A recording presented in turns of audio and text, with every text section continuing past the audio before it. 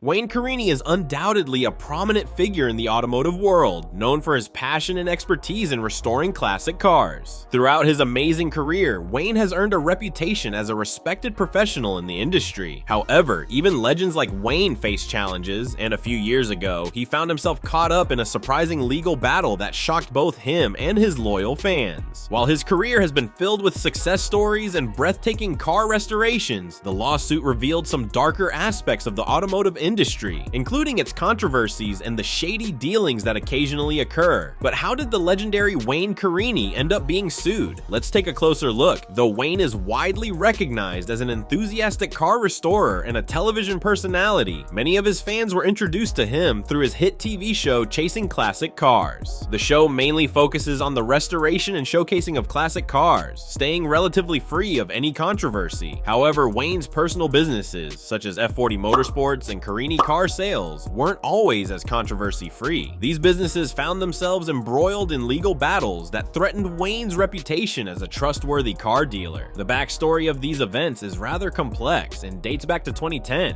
when an Australian antique car collector named Robert Richmond decided to purchase a 1934 Pierce Arrow coupe that he had seen during a visit to the United States. In order to make the deal happen, Richmond enlisted the help of his business associate Gary Dixo, an American car restorer, to manage the transaction. The plan was straightforward. Gary would inspect the car, purchase it if it met the necessary standards, restore it, and then ship it to Richmond in Australia. Richmond agreed to pay $98,000 for the coupe, assuming that he would take ownership of the car within a few weeks. However, this was far from the case. The back and forth nature of the transaction strained the relationship between Richmond and Gary. Despite Richmond having already paid for the car, he never received it. To make matters worse, Gary filed for bankruptcy in 2016, and the Pierce Arrow coupe was still in his possession. This left Richmond frustrated and without the car he had already paid for. Things took a turn in 2017 when Gary decided to sell the car without informing Richmond. He reached out to Going Motors Inc., a company specializing in vintage cars, and struck a deal with them. This is where Wayne Carini's name entered the picture. With no prior knowledge of the agreement between Gary and Richmond, Wayne was contacted to appraise the Pierce Arrow coupe. Wayne estimated its value to be between $110,000 and $120,000. When he learned that the parties involved were willing to sell the car, Wayne expressed interest in purchasing it. Going Motors sold the car to Wayne for $110,000, and in order to legitimize the sale, Gary provided a certificate of ownership, which was passed through Going Motors and ultimately to Wayne. At this point, Wayne believed that all due diligence had been done, and he moved forward with the sale. Soon after purchasing the car, Wayne was approached by RM Auctions Inc., a renowned auction company, to sell the car on their behalf. Wayne, knowing how valuable the coupe could be in the future, was hesitant to sell it. He set a high asking price of $250,000,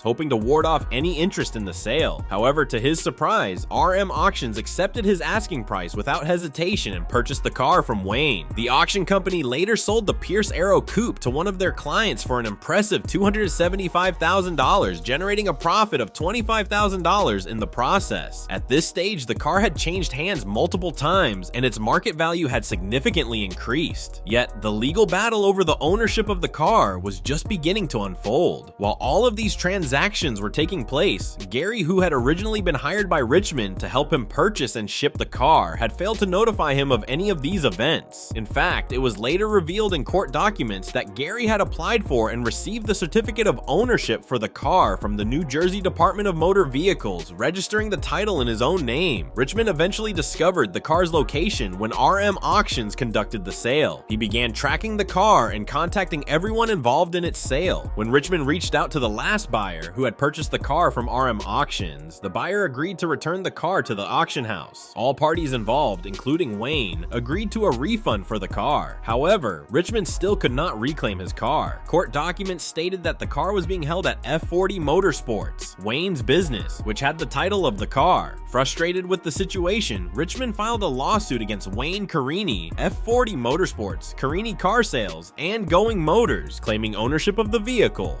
The lawsuit, which began in 2018, lasted for 2 years and attracted significant media attention. In court, Richmond, through his legal representation, argued that he was the rightful owner of the 1934 Pierce Arrow coupe and that it had been sold without his consent. The court reviewed the series of transactions, from Gary's unauthorized sale to Going Motors, Wayne Carini's purchase, and the subsequent sale to RM Auctions. Fast forward to June 2020, the court ruled in favor of Richmond. The judge concluded that Gary Dixo had acted in bad faith and committed embezzlement by selling the car without the owner's permission. The court ordered that ownership of the car be returned to Richmond. While Wayne and the other parties involved were cleared of any criminal wrongdoing, the court also ruled that they acted in good faith, believing the sale was legitimate based on the documents provided by Gary. However, Wayne and the others were still mandated to refund the client who had purchased the car, including the restoration costs that had been invested. Though Wayne and his businesses were cleared of criminal liability, the legal battle took a toll on his reputation. In an industry that relies heavily on trust, the controversy surrounding the lawsuit created significant challenges for Wayne. This wasn't the first time Wayne Carini found himself at the center of controversy. Back in 2011, Wayne and F40 Motorsports were allegedly sued by a disgruntled client identified as Joe over a 2007 Lamborghini Gallardo. While there were no issues with the car's performance or specifications, the car had been advertised as being equipped with a luxury luggage package, a premium feature valued at $88,000. Trusting the advertisement and Wayne's reputation, the client completed the transaction and took delivery of the Lamborghini. However, upon receiving the car, the luxury luggage package was nowhere to be found. When questioned, F40 Motorsports assured the client that the issue would be resolved. Both Wayne and his salesman, Mike Roberts, promised that the luggage package would be delivered. However, after weeks of unanswered emails and messages, the client became frustrated and ultimately decided to pursue legal action. The lack of response only added to the client's frustration, and he accused Wayne and F40 Motorsports of being fraudulent. After 2 months of being ignored, the client filed a lawsuit. Eventually, Wayne responded to the lawsuit via email and explained that the previous owner of the Lamborghini had found the missing luxury package. A week after sending the email, the client received the luggage package via FedEx. Shockingly, the package also contained a spare key for the Lamborghini, which F40 Motorsports had initially refused to release. While the issue was finally resolved, it should not have taken legal involvement in several months for the problem to be addressed. The client eventually received the luggage package, and the matter was settled. These two controversies in Wayne Carini's career highlight how even the most respected professionals in the automotive industry can face challenges and legal battles. While Wayne and his businesses were ultimately cleared of criminal wrongdoing, these incidents serve as a reminder of the complexities and potential pitfalls in the world of classic car restoration and sales.